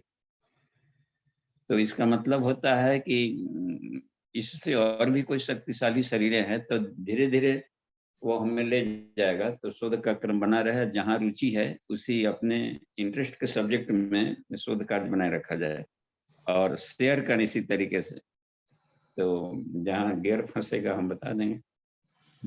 गुड। सर एक और मैं थोड़ा सा आगे को अपनी ये मतलब मैं ये नहीं कह रहा, जो मेरे को दिखाई दे रहा मैं वो बता रहा हूँ आपको हाँ, कि इसमें और क्या होता है कभी कभी कि जैसे हम इसमें मतलब रन कर रहे हैं और रन कर रहे हैं तो ऐसा लगता है कि जैसे और मतलब इसके आगे भी कुछ है, मतलब इतना ही नहीं है जितना हमने देख लिया, इतना ही नहीं है, इससे आगे भी कुछ है। तो उसको खाने का मतलब पाने की एक ललक सी, एक मन में उत्साह, उमंग और जोश, मतलब ऐसा कुछ महसूस होता है। हाँ, वो तो वो चाहिए ही।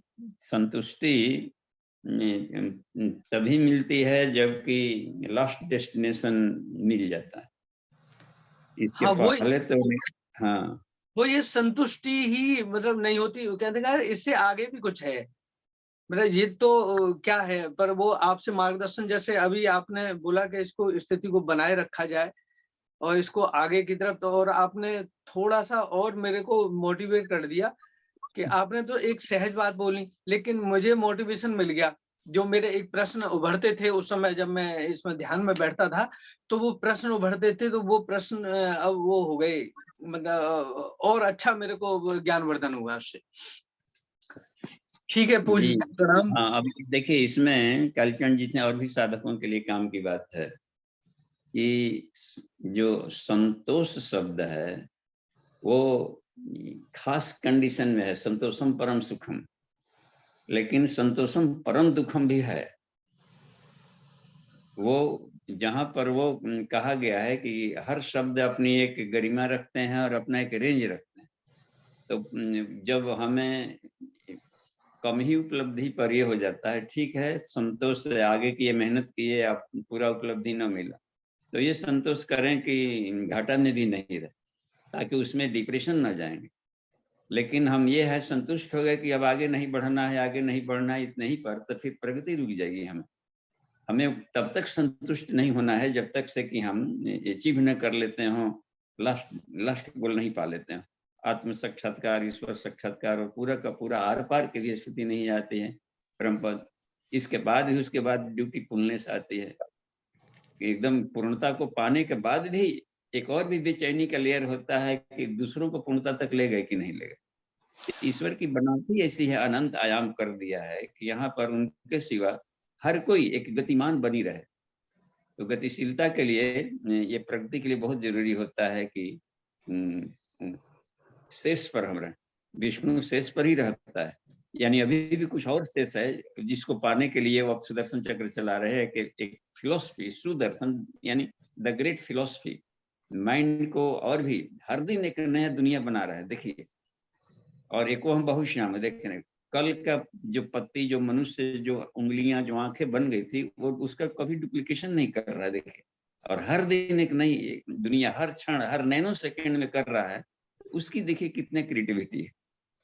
तो ये बहुत अच्छी चीज है कि बना हुआ है।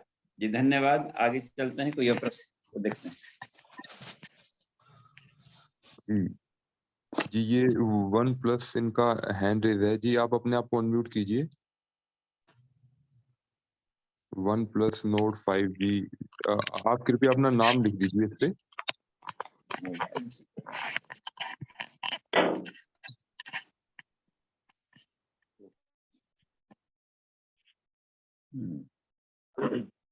हेलो।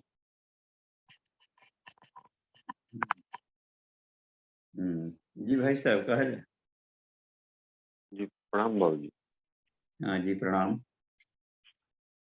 बाबू जी जानने वाले हैं, उनके लीवर में और जो है छोटी आंत के बीच में सिस्ट है बाबू जी, और वो जो है वो क्यूरेबल नहीं, वो ऑपरेट नहीं हो सकता बाबू जी। उसके लिए वो क्या लें बाबू जी? मतलब कैंसर एक तरह से। तो ये ठीक है नाथ, आप कौन बोल रहे हैं, कहाँ से बोल रहे हैं, ये बता दीजिए, हमें लोगों को भी थोड़ा सा समीपता मिलेगी। तो बाबू जी मैं जयशंकर मिश्रा बोल रहा हूँ अतरौलिया से। हम आपसे मुलाकात है बाबू जी हमारी, कृपा शंकर के बड़े भाई बोल रहा हूँ। जी जी, तो उसमें जयशंकर जी, इसमें ये देखिए, आप बोल रहे हैं कि लीवर और स्टोमिक के, लीवर और कहाँ पर, स्टोमिक के बीच में है छोटी कि आंत कहाँ के पर? बीच, तो छोटी हाँ आंत हाँ, के बीच। अच्छा, छोटी आंत और लीवर के बीच में तो जो ट्रैक होता है, तो उसमें कोई बन गया वहां, तो छोटी आंत और लीवर के बीच में तो जो आते हैं बाइल ट्रैक है, वो सभी नलियां जाकर मिल रही हैं। तो उसमें क्या हो गया है, स्वेलिंग है कि क्या, सिस्ट है कोई? सिस्ट सिस्ट है, मतलब कैंसर का रूप है बहुत। ओ, कैंसर डॉक्टर कैंसर बोल रहे हैं। अच्छा कैंसर डॉक्टर बोल रहे हैं। हाँ हाँ जी। तो अब देखिए, एक तो ये बात है, अब कैंसर बोले होंगे तो उसका ट्रीटमेंट का भी कोई जरूर दिए होंगे, कोई मेडिसिन, कोई उपाय बोले होंगे कि ऑपरेशन से संभव है कि नहीं। तो डॉक्टरों की ऑपरेशन सलाह नहीं कर संभव है बाबूजी। ऑपरेशन अच्छा, संबंधी मैं चाह रहा था बाबूजी, जैसे अपने लेवल पे जो है कुछ अगर आयुर्वेदिक ट्रीटमेंट है तो उसको भी दिया जा सकता। तो इसमें अब देखिए, ये तो आयुर्वेदिक में लिवर टॉनिक में तो एलोवेरा को सबसे बेस्ट कहा है, गुरु जी ने अपने लिंक्स में लिखा है, एलोवेरा को हम देख रहे थे। तो लीवर के टॉनिक काम करता है घृत कुमारी। जी जी। हाँ, तो एलोवेरा एलोवेरा जितने 52 लीवर की गड़बड़ियों को ठीक करने के लिए सब में वो डाला ही जाता है। तो वो यदि है तो वो कुछ दिन सेवन करके देखा जा सकता है। और उससे जुड़ा हुआ जो चक्र है अपना मणिपुर चक्र, तो मणिपुर चक्र पर मेडिटेशन करके उस ऊर्जा से को ले जाया जाए, प्राणिक हीलिंग किया जाए जहाँ पर अफेक्टेड पार्ट है, तो वहां जा करके उसके रोगों को, उस कैंसर पार्ट्स को बिल्कुल ही गला रहा है, ठीक कर रहा है, और फिर जाकर उसको ब्रीद आउट के साथ में उसको डिजीज फ्री होने का भाव किया जाए। और हर बार उसमें ये रखा जाए। तो आधा घंटा इस तरीके के प्राणाकर्षण प्राणायाम के द्वारा सेल्फ हीलिंग, प्राणिक हीलिंग किया जा सकता है। और एक तो पॉजिटिव थॉट ये बना करके रखा जाए कि मैं शरीर नहीं, आत्मा हूँ, और आत्मा को किसी भी तरह के रोगों से ग्रसित नहीं होता, मैं पूर्ण स्वस्थ। तो इस तरीके से क्या होगा कि ब्रेन से निकलने वाले न्यूरोट्रांसमीटर हैं, वो मेडिसिन का काम फिर करने लगता है। और धीरे धीरे कितने लोगों ने कैंसर में उनको डॉक्टर बता दिया कि आपको अब 2 साल जीना है, और पूरा फुल लाइफ जी करके दिखाया। तो हम अपना ये भी काम है, फिर भी चिकित्सक से बीच बीच में परामर्श लेते रहें और ये भी करते रहें। और आयुर्वेद में और भी पता लगाएं। हमें आयुर्वेद की बहुत अधिक जानकारी नहीं है, जो थोड़ा बहुत उनकी जानकारी है जीवम शरदम सतम, उसके द्वारा तो उतने भर बता सकते हैं। लेकिन यौगिक क्रिया यही है कि महामुद्रा सभी में सभी तरह के रोगों को हटाने का दावा करता है। इसलिए हमने महामुद्रा को सिद्ध किया था, 3 साल लग गए थे, लेकिन उसके बाद देखा कि सचमुच में किसी भी तरह के रोग है उसको सीधे खा जाता है, वो भस्म कर डालता है। तो महामुद्रा प्लस महाबंध प्लस महावेद, तीनों का एक कॉम्बाइंड हमने पैकेज तैयार किया, खोजा। तो ये पाया कि ये तो बहुत ही कारगर है। तो इसको यदि कर सकते हो, क्या एज फैक्टर है जिनको हुआ है, जी बाबूजी। उनका उम्र क्या है? ये बाबूजी 60 के आसपास, 60 के आसपास 55 तो 60 बिल्कुल अभी तो, हाँ बिल्कुल अभी तो जवान है, 60 तब पाठा। 60 में अपने को तो ये नहीं मानना चाहिए कि बूढ़े हो गए। तो अभी अपने को यूथ माने, यंगस्टर माने, 60 वर्ष के युवा। तो इस तरीके से वो महामुद्रा वाले जो क्रिया है, पहले तो प्रज्ञा योग शुरू करें, और खान पान का ये रखा जाए, क्या बोलते हैं, टमाटर वगैरह को, या फिर जाता है ये सदाबहार, इसको भी, इसका नाम है रक्तार्बुद। एक ये नाम है रक्तार्बुद, इसका नाम भी है, जो कैंसर का मेडिसिन कहा जाता है। तो पत्तियां लेना होता है तो 3 पत्ती बताया गया था हमें, और फूल लेना होता है तो 5 फूल। ये ब्रह्मचर्य के एक आयुर्वेद चिकित्सक ने हमको बताया था, काफी पहले की बात है, 81-82 की बात है। तो उसमें तो उसका भी गमलों में लगाए रखा जाए, लेकिन ये भोजन को उससे सुटेबल लिए, आप आयुर्वेद का है विशेषज्ञ, तो उसमें कर सकते हैं। लेकिन 5 कोषों को रिफाइन करने का एक क्रम भी बनाए रखे, और महामुद्रा जरूर करें, पीएमबी, तो ये ठीक हो जाना चाहिए। ठीक हो। जी धन्यवाद, प्रणाम। जी, जी बाबूजी, आपने बहुत अच्छा बताया कि क्योंकि इस पे जो है हमारा भी अनुभव रहा है कि जो कैंसर पेशेंट पर हमने भी प्राणाकर्षण प्राणायाम को ट्राई किया था, तो बहुत अच्छा रिजल्ट मिला था। तो जो दर्द था वो भी गायब हो गया था, और जो उनका जो पाचन क्षमता थी जो बिल्कुल नहीं थी, वो भी जो है उसको भी इम्प्रूव करने में जो है काफ़ी मदद मिली थी। तो योग साधना जो है वो निश्चय ही इस सब में हमें बहुत अच्छा परिणाम देती है। बस इसमें जो है हमें श्रद्धा भाव और समर्पण भाव जितना अधिक होगा, उतना ही इसका जो आउटपुट है उतना ही जल्दी मिलेगा हमें। हमें देखना है कि अगर हम श्रद्धा भाव से अगर हम जो है प्राणाकर्षण प्राणायाम करते हैं, तो वो बहुत ही लाभकारी होता है। और दूसरा ये है कि इसमें जैसे आपने आयुर्वेदिक मेडिसिन का जो पूछा आपने, तो वो हमारा जो है पंचगव्य चिकित्सा का भी अनुभव है, तो इसमें जो कुछ कोई हमारे मित्र हैं, तो वो कैंसर पेशेंट पर बहुत अच्छा काम कर रहे हैं। तो आप जो है इस बाद में आप एक बार बात कर सकते हैं, तो आपको उनका पूरा एड्रेस मिल जाएगा। जी भैया, धन्यवाद। अ, अब मैं विपुल जी का हैंड रेज़ है। जी भैया, आप अपना प्रश्न रखिए। गुरु जी चरण स्पर्श। जी प्रणाम। गुरु जी, मेरा क्वेश्चन पिछले साधक के ही कंटिन्यूएशन में है। गुरु जी, मैं भी जप करता हूँ, गायत्री जप, और ध्यान की मुद्रा में मैं जैसे किसी के चक्र विशेष या आज्ञा पे ही, मान लीजिए उदाहरण के लिए, मैं ध्यान करता रहता हूँ, तो थोड़ी देर के बाद गुरु जी मेरी भी वही अवस्था आती है कि वो प्रकाश थोड़ा सा हल्का होकर के देहात्म बोध खत्म होता है। पर गुरुजी, मैं उसके आगे जैसे कोई भाव आया तो मैं उससे अलग हो जाता हूँ, बस अवस्था में रहता हूँ। लेकिन गुरुजी, उसके आगे जैसे आपने बोला, आप ऊपर की बॉडी में जाएं, आप एस्ट्रल बॉडी से ऊपर उठने की कोशिश करें, तो वो रास्ता नहीं मिल पाता गुरुजी। वहां तक जा करके मैं काफी दिनों से अटका हुआ हूँ, 5-6 महीने से मैं जाता हूँ, तो मेरे सारे भाव खत्म हो जाते हैं वहां पे, बस एक लाइट प्रकाश हल्का सा रह के जाता है और कोई भाव नहीं रह जाते बस। और ये भी नहीं पता चलता है गुरुजी, कभी कभी तो ध्यान में रखना पड़ता है कि जब चल भी रहा है कि नहीं चल रहा है, वो शब्द भी खत्म हो जाते हैं, ऐसा लगता है। आगे कैसे बढ़े तो गुरुजी?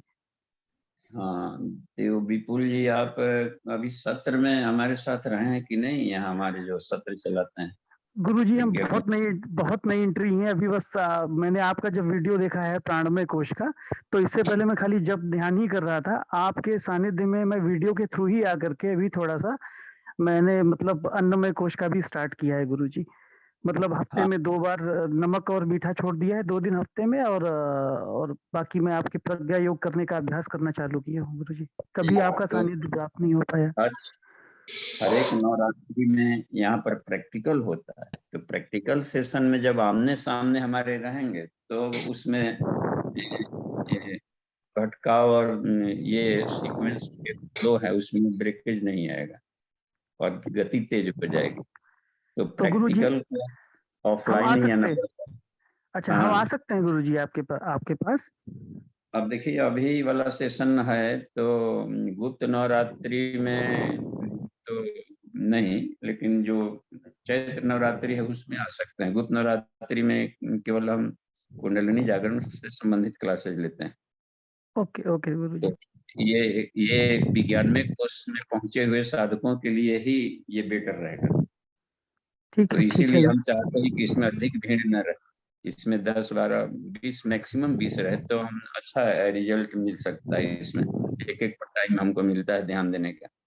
लेकिन चैत्र नवरात्रि में आप अवश्य आए, और उसमें एक बार भी कर लेंगे तो कम से कम नींव मजबूत हो जाएगी। ठीक है गुरुजी, ठीक है गुरुजी। हाँ, तो उसमें फिर भटकाव नहीं रहेगा, और एक एक को सीक्वेंस में चलना जरूरी है, तो तब उसमें नहीं आएगा। अन्नमय कोश को पार करें विधिवत, प्राणमय कोश को पार करें, एक एक प्राणों पर कमांड रखें, व्यान पर, उसमें फिर जा करके उदान पर भी, दोनों का, उसके सहचर का भी। तो 10 प्राणों पर यदि कमांड करने लगेंगे, तब मनोमय कोश में प्रवेश करेंगे, तो एक एक बॉडी पर आपका कमांड होते जाएगा। फिर गुरुजी, ये नहीं जैसे रहेगा। गुरुजी बहुत प्रारंभिक साधक हैं जैसे हम हैं सर गुरुजी, तो जैसे मतलब प्राण में कुछ की साधना कभी करी नहीं है, तो स्टार्टिंग के लिए गुरुजी तो मतलब बहुत नहीं, हल्का फुल्का। हाँ। स्टार्टिंग के लिए तो आपको अपना रहन सहन का सिद्धांत ठीक करना होगा, और उसके बाद एक एक हार्मोनल डिसऑर्डर को ठीक करना होगा। ये अन्नमय कोश में आता है कि अपना कोई भी हार्मोनल डिसऑर्डर ना हो, तो 8 अपने जो हार्मोन्स से प्रोड्यूसिंग अपने ऑर्गन्स हैं, तो पिनियल पिट्यूटरी को ठीक करना होगा। ये सब अन्नमय कोश में आता है, क्योंकि फिजिकल बॉडी पर कमांड हार्मोनल सिस्टम का है, और वो डिसऑर्डर में रहेगा तो शरीर पर और ब्लड में हार्मोन्स का लेवल क्या है, इसके आधार पर पर्सनालिटी आदमी का इफेक्ट करता है। वो कितना लंबा चौड़ा है, कितना हेल्दी है, बलवान है, ये मायने नहीं रखता है। ये मायने रखता है कि उसके ब्लड में हार्मोन्स का लेवल क्या है, उसके आधार पर उसकी भावना, इमोशन, संस्कार, ये सब काम करते हैं। तो ये हार्मोनल सिस्टम पर कमांड को अन्नमय कोश की साधना कहते हैं। 10 प्राणों पर कमांड को प्राणमय कोश की साधना कहते हैं। मन और ज्ञानेंद्रियों पर जो अपना कमांड है उस पर यदि कमांड किया जाता है तब मनोमय कहा जाता है। अपने आभा मंडल औरा पर जो काली किरणें उसको बाहर निकाला जाए और ग्लेजी बनाया जाए उसको, तो ये बायोमैग्नेटिक फील्ड वाली है। तो पांचों कोषों को में से एक एक अभी आप चुन लेंगे और नवरात्रि में आएंगे तो एक पैटर्न मिल जाएगा। अच्छे प्रोफेसर लोग आते हैं इसमें और क्लासेस लेते हैं देश भर से। ये तो अच्छा इतना मंच है, रिसर्च गुरुदेव ने बना दिया मंच की ग्लोबल, और अधिक से अधिक प्रोफेसर तैयार हों। जी धन्यवाद। धन्यवाद गुरु जी। हाँ नितिन जी देखिए तो और जी। कोई प्रश्न है? जी आर गोयल जी का हैंड है जी, भैया आप अपने आप को अनम्यूट कीजिए।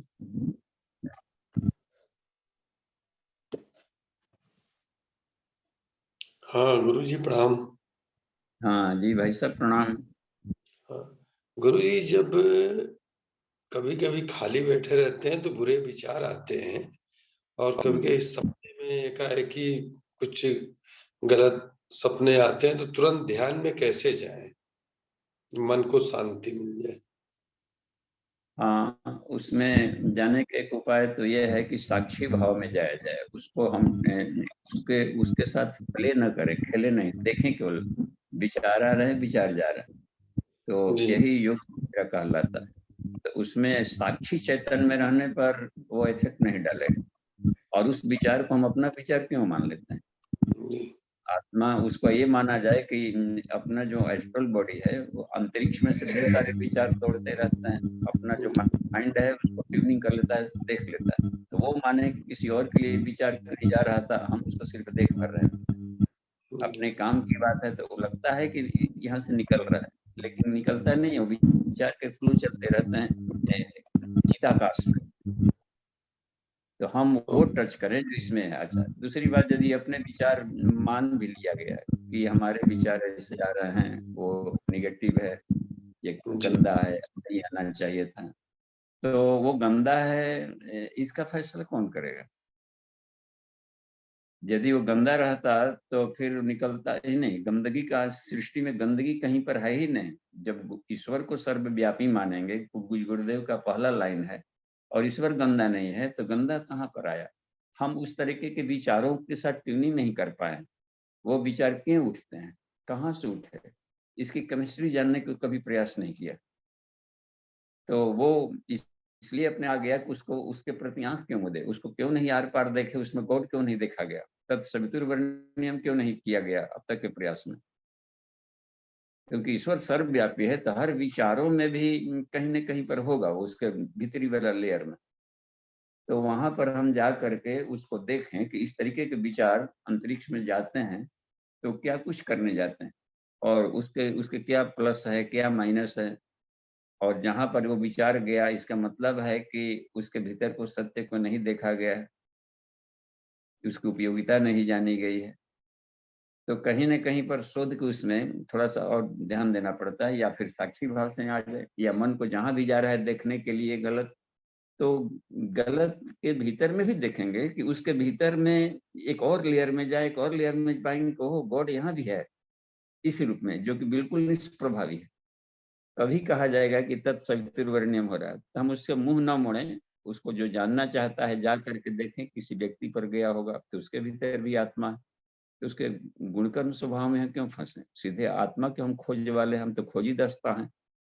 तो आत्मा को खोजेंगे हर जगह, उसकी आत्मा को देखेंगे तो मन प्रसन्न हो जाएगा। विचार तो बदलते रहता है, कल का विचार, आज का विचार, वो तो उड़ती ही भेपर हैं, भाप हैं जो कि निकलते रहे। तो उपयोगी विचारों को हम लें या निगेटिव विचारों को छोड़ते जाने का साक्षी भाव से देखें तो सफलता मिलेगी, ऐसी बात नहीं है। और सत्र में कभी आएंगे तो खुलकर बातचीत होती है ना, आमने सामने, एक एक बात पर टाइम मिलता है बातचीत करने का। और उसको और भी आपके सहचर साथी मिल जाएंगे जो किसी पर खोज कर रहे हैं लंबे समय से, इन विचारों पर, उनकी गहराई से, कैसे उसको मोल्ड किया, कैसे हमने पार किया, कैसे ये देखा, तो अच्छा रहता है। ठीक है, धन्यवाद। जी बाबूजी प्रणाम। हाँ जी, प्रणाम। संपूर्ण साधक को प्रणाम। बाबूजी, मन में एक ख्याल आता है, वो इच्छा क्या है? इच्छा से क्या होता है? इच्छा होते ही मेरा वो शरीर में उत्तेजना जैसा भाव होता है, वो एक्साइटेड कहता है वो नेपाली में, इंग्लिश में, वो क्यों होता है? अब देखिए, इसमें इच्छा विल विल भी कह दिया जाता है इच्छा को विल, और विल पावर को प्राण में प्राण भी कहा जाता है, या भावनाओं जो निकलती है। तो इच्छा इसलिए होती है कि अभी अद्वैत का ज्ञान नहीं है, ये हर जगह एक ही तत्व है। तो एक से भिन्न जहाँ पर हम देखते हैं, तो उसको भिन्न को जानने की भाव होती है कि थोड़ा इसको देखा जाए, इसको पाया जाए, इसका टेस्ट लिया जाए, कैसे क्या बने। तो जैसे जैसे अभेद दृष्टि आती जाएगी, उसका मैंने कहाँ से उत्पन्न हुआ है, कैसे हुआ है, ये भावनाएं क्या है, भावनाएं उठती कैसे है, तो ये सारे उपनिषद को पढ़ते पढ़ते ये बात समझ में आने लगती है। और आने लगती है तो अपने भीतर मेडिटेशन में जाकर उस बात को देखने पर पता चल जाता है कि इच्छा क्यों उठी है। इच्छा उठी है, कोई वस्तु हमने देख लिया, और वस्तु के भीतर भी आप उसमें जाएंगे, देखेंगे कि वस्तु बनती है कैसे, तो थॉटरन से बनती है, भावनाओं से बनती है, भावनाएं भी कहाँ से आ जाती है। तो ये पता चलेगा कि ये इसमें जो अव्यक्त प्रकृति है वो सतरजतम से बनी हुई है। और उसमें एक गति रहता है, अभिव्यक्ति होते रहती है, वो स्वतः ईश्वर की इच्छा से, कभी सत्य, कभी रज, कभी तम। तो शरीर के भीतर में भी तो अव्यक्त प्रकृति है, व्यष्टि जिसे हम कहते हैं, तो भी कभी सत्य, कभी रज, कभी तम। तो इस भाव का आता है तो हम लोग डर जाते हैं। अभी जैसा है कि बुरे स्वप्न आते हैं, तो बुरे स्वप्न इसलिए भी आता है कि कपिला नाड़ी है जो भीतर वाली, उसमें कहीं क्लीनिंग नहीं है। तो ये सामूहिक उपवास के द्वारा कपिला नाड़ी शुद्ध हो जाती है, या प्राणायाम के द्वारा, स्वाध्याय के द्वारा। तो ये है, तो वो जो भावनाएं दबी पड़ी रहती है और तिरती रहती है, तो आती पिछली योनियों में भी कुछ भाव किए गए रहते हैं। तो ये अच्छा है जानने के लिए, कुछ आगे बढ़ने के लिए, दूसरों को हेल्प करने के लिए भाव आते हैं, तो इसका मतलब है कि हम जिंदा हैं। जी जी, ये भी होता है, आलस्य को, इच्छा को आलस्य खा देता है कभी कभी। हाँ, तो आलस भी जरूरी है शरीर को चार्ज करने के लिए। थोड़ा सो जाइए, ताकि दिन भर दबे पड़े रहते हैं, जगह है तो थोड़ा सा, तो आप फिर कहीं का अधिक आलस हो जाता है, तो फिर शरीर में जंग लगने लगता है। तो सबकी जरूरत है, लेकिन अपने अपने एक लिमिट में जरूरत है। जी जी बाबूजी, प्रणाम बाबूजी। जी, प्रणाम। थैंक यू जी। हरिशंकर जी का हैंड रेज है। जी भैया, आप अपना प्रश्न रखिए। हाँ बाबूजी, प्रणाम। अम्बेडकर नगर यूपी से। हाँ बाबूजी, ये जो होता है, मूल बंद लगाने के बाद जब ध्यान किया जाता है, तो इसके बाद ऊपर ले जाने के लिए जैसे बंद टिकता नहीं, फिर टूटने लगता है, तो बाबूजी इसके लिए क्या किया जाए? खुलने लगता है तो छोड़ दिया जाए उसको। हमेशा देखिए, एक खास समय तक रुकेगा। वैसे 1 सेकंड मान लें कि मूलबंद लगाया, तो मूलबंद लगा ग्रिपिंग की है, तो 2-4 सेकंड तक मान लीजिए कि मजबूत रखा। इसके बाद अपनी स्टेमिना फिर कम पड़ती है, तो फिर धीरे धीरे लूज होने लगेगा। तो समझिए कि हमको इतने ही सेकंड तक खींचना है जी, और फिर लूज कीजिए, फिर दोबारा खींच लें जी। तो सततम मूल बंधनात् का मतलब ये नहीं कि एक बार खींचा तो 5 मिनट तक खींचे रहा। आप एक ईंटा भी टांग लें, अब इस ईंटा को टांगे रहेंगे तो ऐसा नहीं है कि 24 घंटा ऐसे टांगे रहेंगे, फिर अपने आप ही इसकी ताकत खत्म होगा तो गिर जाएगा। लेकिन बाबूजी ऊपर चढ़ने का क्रम टूट जाता है। टूटता है नहीं, उसको ये करें कि एक और खुराक मांग रहा है जी, तो वो चिंतन करते रहें, अपना ध्यान उधर रहे। छूटता है तो छूटने दे, लेकिन अन्य चक्रों पर हाँ बीच बीच में उसको कॉन्ट्रैक्ट करना। जी जी जी। अब छूट गया तो माला जप रहे हैं और ध्यान में आ गया तो माला छूट गया, तो वहां पर कोहराम नहीं मचाना, छूट गया क्या, छूट गया, छूटने जी जी आप जी अपने ध्यान को मत तोड़े। इसका मतलब है कि माला वाला क्लास पास कर गए हैं। जी जी जी बाबूजी। हाँ, तो इसमें निराश नहीं होना है। सप्तम मूल बंध का मतलब है बीच बीच में उसको कंट्रैक्शन कर लें। जी जी जी बाबू जी। लेकिन हाँ, मेडिटेशन का टारगेट न टूटने दें, उसको लयबद्धता बनाए रखें। जी हाँ, अब चल रहे हैं रास्ते में, किसी को देख रहे हैं को कहाँ गया, फॉलो अप कर रहे हैं, बीच में ठोकर लगा तो भी छोड़ दीजिए, ठोकर लगने दीजिए, उंगली टूटा है कि नाखून टूटा है, उसको देखिए, भाग जी जाएगा, जी कौन से आगे। कदम पकड़ेगा नहीं। हाँ, इसका मतलब ध्यान आगे बना रहे। हाँ, जी ईश्वर जी के तन्मयता बनी रहे जी तो बाबू खींच ले। जी। ठीक है, धन्यवाद, जी बाबू जी प्रणाम। प्रणाम।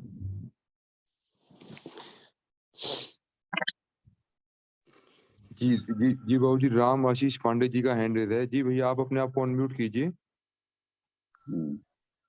जी बाबू जी को सादर प्रणाम। हाँ जी, प्रणाम। बाबू जी राम आशीष पांडे आजमगढ़ से बोल रहे हैं सर। हाँ जी, पांडे जी कहा जाए। जी, जब कोई भी प्राणायाम करते हैं तो क्या जब कुंभक लगाएंगे तो सब में बंध लग सकता है? आवाज क्लियर हो रही बाबू जी?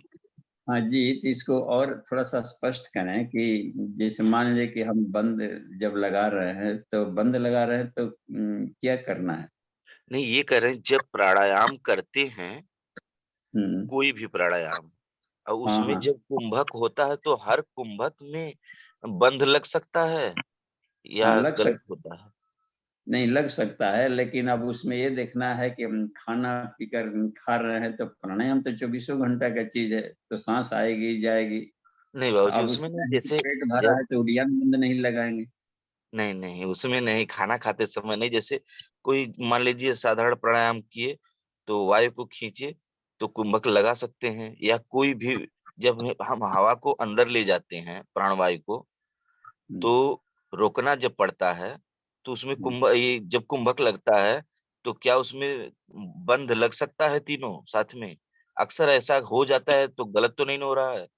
नहीं हो जाता है, सहज भाव से तो गलत नहीं है, और जानबूझ करके लगाने की जरूरत नहीं है। और उसमें ये नहीं होता जब, है कि कॉन्सेप्ट कॉन्सेप्ट बंद का होना चाहिए, जो गया तो स्टोरी नहीं भी करेंगे तो शक्ति को रोकना जरूरी होता है ना, भीतर रोकेंगे तो भीतर ऊर्जा काम करेगी।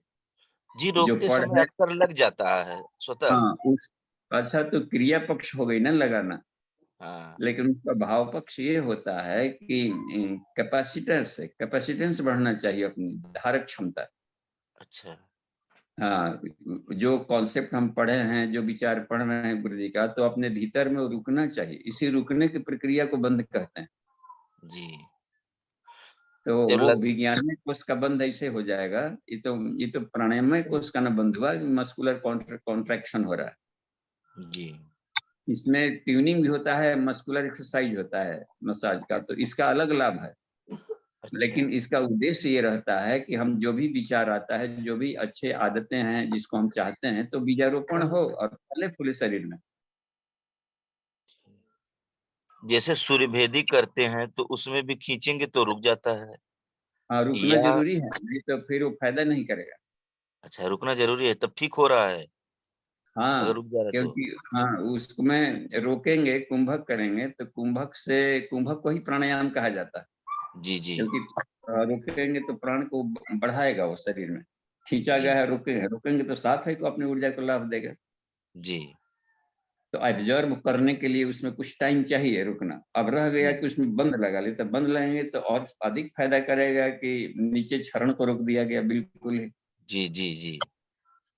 बंद लगना लाभकारी है, नुकसानदेह नहीं। लाभकारी है, सततम मूल बंधनाथ कहा है। जी जी जी बाबू जी हाँ प्रणाम। तब, हाँ बहुत दिन से युवा हम परेशान थे, हम सोचे बाबू जी से पूछ लें। अब ये रह गया कि कब कौन सा बंद, अब हो गया स्पॉन्डिलाइटिस हो गया है तो वहां पर ये नहीं लगा सकते उडियान बंद। हाँ हाँ जी जी ये बोलते हैं जिसको, हम जालंधर बंद नहीं लगा सकते। जी।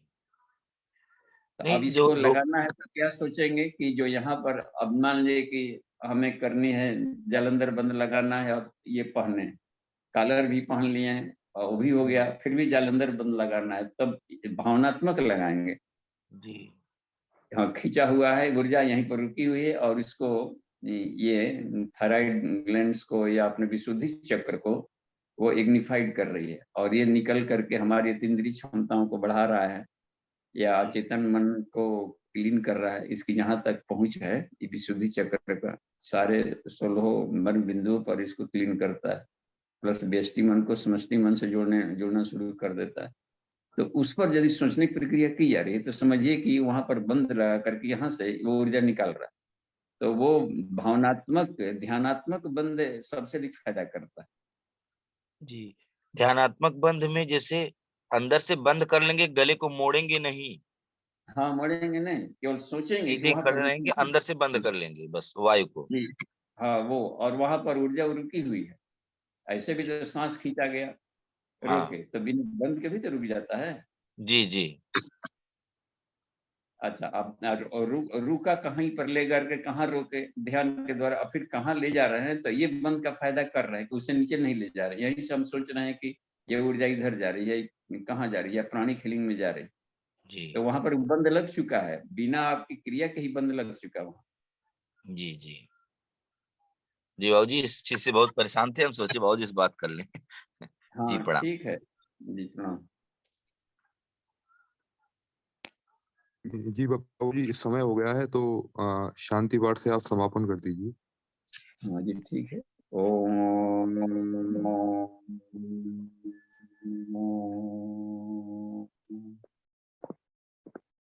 शांति ही शांति ही शांति समाप्ति। प्रणाम।